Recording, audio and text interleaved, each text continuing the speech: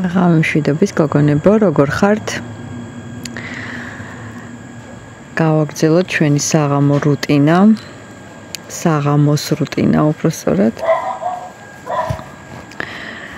და ჩავიხედოთ რა ხდება თქვენს ადამიანის თავში, გულში, ყველაფერს ამოიკითხავს დღევანდელი ენერგიებიდან გამომდინარე, არო ისე დაემთხვა, რომ აქ ქურუმი ქალი მაქვს და ყველა პასუხებს თქვენ აუცილებლად მიიღებთ და რა თქმა უნდა, ზოგადი გაშლების მადლით, როცა თქვენ გრძნობთ, რომ თქვენზეა გაშლა, აუცილებლად მიიღებთ პასუხებს, ვინც ეძებს, ის აუცილებლად პოულობს, ვინც სწორად დასვამს შეკითხვას, ის აუცილებლად იმ პასუხს მიიღებს, თუმცა არ უნდა ველოდებოდეთ ეს როდის იქნება. თავარია, თუ სწორად გავუშვებ შეკითხვას, პასუხი აუცილებლად მოვა. არ აქვს მნიშვნელობა, საიდან მიიღებ პასუხს. პასუხი მაინც მოვა და შენ ამას იგრძნობ. საქართველოში უფრო კარგად უყურებ სიტუაციებს, რა როგორ ხდება ურთიერთობებში და მე რა თქმა უნდა, როგორც სახალხო და ქალი, საქმის ყურში ვარ ყველაფერში და მე მინდა დღეს ჩავწერო ასეთი გაშლა, როცა ადამიანი არის გაურკვეველი. არც მიშვებს, არც მიდის, არც მე არ მივდივარ და ასე შემდეგ. ნახოთ, ამ გაურკვევლობის უკან რა ზედუმს ეს ადამიანი. რა თქმა უნდა, სანამ გაშლას დავიწყებდე, უღრმესი მადლობა მინდა გადაგიხადოთ. აქტიურობისთვის, რაც ჩემთვის ძალიან მნიშვნელოვანია, ამიტომაც შემოვდივარ უფრო ხშირად თქვენთან, რა თქმა უნდა, სიამოვნებს, თუმცა მართლა სურვილიც მოგვს და დროც მოგვს და არ არის ეს მართლა მთლად კომპლიმენტების და კომენტარების ბრალი, თუმცა ძალიან მნიშვნელოვანია და ძალიან მიხარია. როგორც ყოველთვის მინდა იყოს ყველა ბედნიერი და ორმხრივი იყოს თქვენი გრძნობა. წეხან სხვათა შორის ვიდექი და ვფიქრობდი ერთი ვარსკვლავი ჩამოვარდეს, და ჩამოვარდა. ისე უცებ ჩამოვარდა, ოღონდ სურვილი ვერ ჩავიფიქრე, მაგრამ სურვილი ხო შესრულდა. ძალიან მნიშვნელოვანია ეს. ნახოთ, როცა ადამიანი გაურკვეველია და იწევს კითხვის ნიშნებს. რა დგას ამის უკან? რა დგას ამის უკან? ამის უკან დგას თვითონ. თვითონ დგას ამის უკან. მე რაიმე ახალი არ შემიძლია ვთქვა ამ შემთხვევაში და რა დგას ამის უკან და მისი ხასიათი, მისი მიდგომა და შეცვლას არ აპირებს. ანუ ასე აპირებს გაგრძელებას. ეს არის მისი თანდაყოლილი ბუნება და მე ერთ-ერთი შემიძლია ვთქვა, რომ შურს ასეთი ადამიანის, რომელსაც აქვს თანდაყოლილი манипуляციები, როცა შენ არ იგრებ თელ ძალას და არ თავთელ მოთმინებას ერთ მუჩი, რომ რაღაცები გააკეთო. ამას ეს აქვს თანდაყოლილი და ამიტომ გამძლეობა თქვენ. რა დგას ამის უკან და მისი ხასიათი არ მინდა ვთქვა, რომ იჩემებს თქვენთან ურთიერთობას, მაგრამ იმასაც ვერ ვიტყვი, რომ სულ ერთი ხარ. შენ მისთვის სულ ერთი არა ხარ. შენ გიკავია მისთვის ძალიან მნიშვნელოვანი ადგილი. ამას აცნობიერებს, მაგრამ მე უყურებ, რომ ამ ადამიანს არაფრის შეცვლა არ უნდა. რატომ? რა თქმა უნდა, პენტაკლების მეფეა და პენტაკლების მეფე პირველი მინიშნება, რაც აუცილებელია, ეს არის ადამიანი წესით და კანონით, კლასიკურად დაოჯახებული.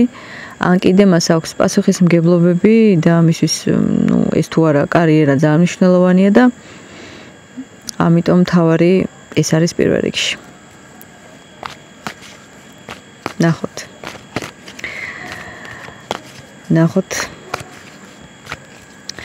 როცა არც გიჩემებს, მაგრამ ძალიან მნიშვნელოვანი ადგილი გიკავია. რა არის ეს? აი, რას ხედავს, რა ადგილს ხედავს? შენც ხედავს, სხვათა შორის შენც ხედავს. ყოველთვის არის დაფიქრებული. ვერ ვიტყვი, რომ კითხვის ნიშნები აქვს თავში, რატო ვფიქრობ მე შენზე. ეს არის როგორიც, აი მე მაგალითად დღეს დავჯდები 20-25 წუთი და ვიფიქრებ შენზე, იმიტომ რომ მე მაქვს გამოყოფილი ეს დრო, რადგანაც ყველაფერი გადავაფასო, შევადარო, მიღირს, არ მიღირს. ეს ადამიანი არის შორს მჭვრეტელი, მას არ სურს უცებ ემოციურად გადაჭრას. საერთოდ არ არის ემოციური. ისე კი არის ემოციური, მაგრამ საერთოდ ცხოვრებაში პრაქტიკულია მისთვის იყოს დამიწებული და რაციონალური. ამიტომ შესაბამისად ყოველთვის ფიქრობს. თქვენთვის აქვს, რა თქმა უნდა, გამოყოფილი დრო და ფიქრობს. მე მადარდებ, მაგრამ არ მაღელვებ. როგორ იცი, დაარდობს, მაგრამ პასიურ დარდია, მაგრამ არ გადადის ეს რაღაცა მღელვარებაში. იმიტომ რომ გონებასთან აქვს მოლაპარაკება. ახლა დღეს ისეთი ენერგიებია, გული და გონება სინქრონშია და საერთოდ არ ებრძვის ერთმანეთს. გადაწყვეტილების წინაშე დგას, რა თქმა უნდა. ეს გადაწყვეტილება ჯერ იმდენად პროცესია, რომ ამას ძალიან დიდი ხანი დააგვიანდება. იმასაც ვიტყვი, რომ როდის იქნება კაცმა არ იცის. რადგანაც მყარია დღეს, რომ მას არ სურს მიიღოს გადაწყვეტილება, მაგრამ აცნობიერებს ყველაფერს. არ უარყოფს არანაირად. შენც ხარ ისეთი ხმების დედოფალი, იცის ყველანაირად შენი მიდგომა, შენი დამოკიდებულება, შენი ხასიათი, რა სიტყვა, როგორი თხოვ, რაში ხარ შემწყალებელი, რაში არა, ყველაფერს უყურებს, აცნობიერებს. ამ შემთხვევაში შემეძლია ვთქვა, რომ მის გულში ხარ შენ? თასების მეფე, რა თქმა უნდა, მის გულში ხარ, მაგრამ როგორ რაღაცა იცი? მე არ მაქვს მოთხოვნილება, რომ შენ მოგაწოდო ეს ჩემი თასი, იმიტომ რომ თასების მეფეს წესით კლასიკაში გამოწვდილი აქვს თუ როგორც არის, ანუ გაწვდის ამ თასს, რომ აი მე შენთან მაქვს ემოცია და მე ამას არ ვმალავ. მაგრამ ამ შემთხვევაში ამას აქვს გვერდზე, იცის რომ აქვს გრძნობა, მაგრამ არ აქვს იმის მოთხოვნილება და იმის სურვილი, რომ გული გადაშალოს. ანუ არც ისეთ სუდათ არ არის ყველაფერი, არის რთული პერსონაჟი, რომელსაც არ აინტერესებს გახსნა.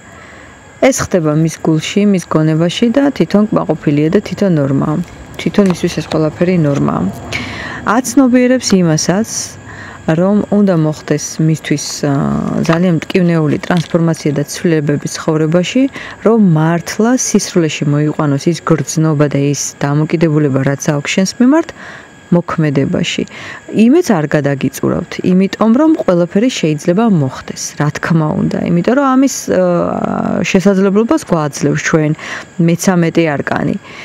სულაც არ გეგმავს ეს ამას, მისი გონებით, მაგრამ ზემოთ რა როგორ ხდება, ეს ხო არავინ არ იცის და ამიტომ დიდი სიურპრიზი ელოდება მაგას. ნახოთ. მისი გონებით, რასაც თვითონ აკონტროლებს, რისი გაკეთება უნდა, ჯერ. ნახოთ თუ უნდა რისი, ბევრ ამას ფიქრობს, მაგრამ მე ეჭვი მაქვს, რომ ჯერჯერობით არ მიდის მოქმედებისკენ. შეუძლია იოცნებოს, გინატროს, სიზმარში გნახოს, მე ამაზე იფიქროს, მაგრამ მოქმედებისკენ არ მიდის ეს. ისე მოქმედებისკენ რო გადავიდეს, ძალიან კმაყოფილი იქნება და გახარებული იქნება, მაგრამ დადგება ეს მომენტი სრულიად მოულოდნელად, რომ ცხოვრება ესე ვთქვათ უჯიგებს და გადააგდებს მოქმედებისკენ, მაგრამ ეს არ იქნება მისთვის მარტივი. რას უნდა ელოდო მაშინ დღევანდელ რეალობიდან შენ მისგან? რას უნდა ელოდო მისგან? ჯერჯერობით არაფერს, იმიტომ რომ თავდაცვა აქვს გააქტიურებული. მან რო თავი არ შეიკავოს და არ გააკონტროლოს, და არ დაფიქრდეს, რას როგორ გააკეთებს, იქნება დაძაბული, იქნება უხარისხო. ეს სიტუაცია, სადაც ადამიანი შე რო გონია მაგალითად, რომ რატომ არის ასეთი გაურკვეველი? იმიტომ რომ მისი თამაშის წესები აქვს ამას. მე იმიტომ ვაკონტროლებ ამას და იმიტომ ვარ გაურკვეველი, რომ მე ასე მაწყობს პრაქტიკულია. აქვს ამას მიზეზები. მაგრამ ამ შემთხვევაში შენ, ნახე რა უნდა გააკეთო. ეს ხო მისი თამაშის წესებია. შენ თუ შედიხარ ამ თამაშის წესებში და შენი მოლოდინები გაქვს ამ შემთხვევაში, ეს არის ძალიან დიდი დროის კარგვა. როგორც ახლა მე ამ ურთიერთობაზე ვსაუბრობ, ზოგადადაც შეიძლება გაითვალისწინო, როგორც რჩევის სახით, რადგანაც შენ თუ გიღირს თამაში, უნდა ითამაშო. ოღონდ დაიცოდე, თამაში რატომ იღირს მე რო შევდივარ, იმიტომ რომ ზუსტად ვიცი რას მოვიგებ, ან რას ავაგებ. მაგრამ ამ შემთხვევაში შენთვის წამგებიანია ეს თამაში. ამიტომ ყოველთვის იცოდე, მისთვის ეს თამაში წამგებიანი არ არის. ბოდიში, იმიტომ რომ აკონტროლებს ამას, აკონტროლებს. გული, ემოციები, ეს ყველაფერი აქვს დაბალანსებული. დაბალანსებული აქვს. ამიტომ თქვენ არ გირჩევთ, რომ დაელოდოთ ამ ადამიანს. იმიტომ რომ გამძლეობა ატყულა არ გისურვებთ მე თქვენ. გამძლეობა გესაჭიროებათ. შეიძლება ახლაც ხართ ამ პროცესში. ესე იგი რას უნდა ელოდო მისგან? ჯერჯერობით ამ ეტაპზე არაფერს არ უნდა ელოდო. თუ თვითონ ასე გიქცევ ერთი ნაბიჯით და ორი ნაბიჯით უკან, ეს იმას ნიშნავს, რომ შენ არ უნდა იყო მოლოდინში. ის ერთი ნაბიჯიც კი იმისთვის უკვე არ უნდა იყოს დასაშვები. შენ აკონტროლებ ამას, დამიჯერე, შენ თუ გინდა, ის ერთ ნაბიჯსაც ვერ გააკეთებს შენთან. მაგრამ ყველაფერს აკონტროლებ შენ, იცოდე, არ დაგავიწყდეს ეს. გარკვეული პერიოდის მერე ვნახოთ, გარკვეული პერიოდის მერე სამზადიში თუ იქნება, ჯერ არ არის მზად, სამზადიში თუ იქნება, არც მერე არ იქნება. კარგად დააკვირდით, რას გეუბნებით, არც მერე არ იქნება, იმიტომ რომ არ უნდა ამ ადამიანს და არ აწყობს დაინახოს ეს სიმართლე. არ უნდა რომ დაინახოს ეს გადაწყვეტილება. თითქოს ისეთი გრძნობა რჩება, რომ ამ ადამიანს დალაგებული აქვს მისი ცხოვრება და ამის არევა არ უნდა. არის ახლა ყველაზე ვერ ვიტყვი, მაგრამ შეიძლება იყოს ეს სუსტი ადამიანი. შეიძლება ძალიანაც უნდოდე და ჩანს აქ ეს სურვილი. მაგრამ პრიორიტეტში არ დგას თქვენთან ურთიერთობა. იმიტომ რომ მისი დალაგებული ცხოვრება და მისი სურვილებია. მაგრამ ესეც არ ნიშნავს იმას, რომ რამე არ იქნება. მე მაინტერესებს რჩევა თქვენთვის ტარო რას გეტყვით, რა უნდა მოხდეს ისეთი და რა უნდა გააკეთო ისეთი, რომ ბუნებრივად წამოვიდეს მისგან ნაბიჯები. ორიანი პენტაკლი. აწონ დაწონე ყველაფერი, ნუ იქნები დისბალანსში, ნუ იქნები ქაოსში. შენ სწორი არჩევანი უნდა გააკეთო, შეიძლება შენც გქონდეს არჩევანი. მე გეტყვით იმას, რომ სევდა ნაღველი დარდი თუ გააქვთ და სირთულეები ამ ურთიერთობაში და განიცდი სიმძიმეს და გრძნობ რომ მარტო ხარ, დამიჯერე რომ შენ მარტო არ ხარ, რაც არ უნდა გეგონოს რომ ესე არ არის, მაგრამ არ ხარ მარტო. იმიტომ რომ შენით წამოღებული ტვირთია ეს, ამ ადამიანს ეს არ აუკიდებია შენთვის. არ ჩანს ეს აქ. შენ აიღე, შენს თავზე პასუხისმგებლობა და შენი სურვილებია, შენი ტანჯვებია, შენი განცდებია, რაც საგროვებ და აი მოგაგ და მოგაგ. გადააგდე, არ არის საჭირო ეს. მიატოვე შუაგზაში, არ უნდა ბევრი ანალიზი, არ იმსჯელო, არაფერზე არ იმსჯელო. იმიტომ რომ შენ ვერ ხედავ იმ რეალობას, რასაც გამოსავალი ქვია ამ ურთიერთობიდან. რა გამოსავალი შეიძლება იყოს, მოდი ვნახოთ მაინც. რა გამოსავალი წერტილი მათიანი.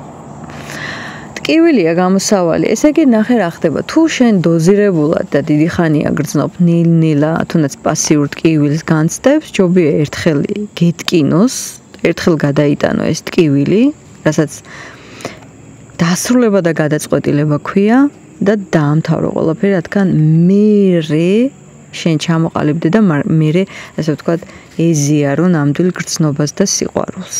არ არის გამორიცხული რომ ეს იყოს ამასთან, ან საერთოდ სხვასთან.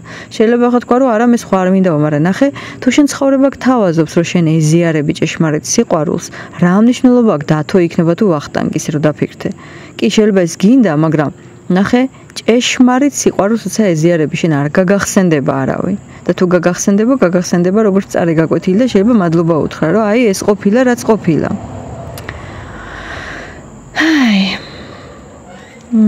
საერთოდ რაც უფრო არ ხედავენ, არ აფასებენ, უფრო მეტად გონია რომ გიყვარს არა და ეს არის ქალური ეგო და ეს არის ნორმა, აბსოლუტური ნორმა. გაიაზრებს ეს ადამიანი რომ შეხარ მისთვის ის, ვინც უნდა აერჩია თავის დროზე? კი, მე წამოვა. იცი როგორ წამოვა? ანუ აკვიატება წამოვა. ნახე, როგორც კი შენ მასში არდებ იმ რესურსს, იმ ლოდინს და იმ დარდს, ეგრევე რაღაცა იგრძნობს უკვე გათავისუფლებას. იო, მისი გონება, მისი ენერგიები თავისუფალია და უკვე ეწყება აკვიატება. ნუ ეხლა ნახოთ როგორი აკვიატება ეს ჯანსაღია თუ სხვათა შორის ეს აკვიატება გადავა უფრო მეტად როგორც თვითონაც შეხედავს რომ მე პროგრესი გავაკეთე იმაში რომ მე თუ რაღაცა აკვიატებული მინდოდა და არა ჯანსაღიან მარტო მაგალითად ინტიმი შენთან, ახლა ამ შემთხვევაში მე უფრო მეტი მინდა, მაგალითად შემოგთავაზო რეალურად ნამდვილი, კარგი ურთიერთობა, ნელი ნაბიჯებით, მაგრამ მე ამაში ვიქნები მყარი და მტკიცე. ესე იგი, რა არის საჭირო? დამშვიდობება, goodbye.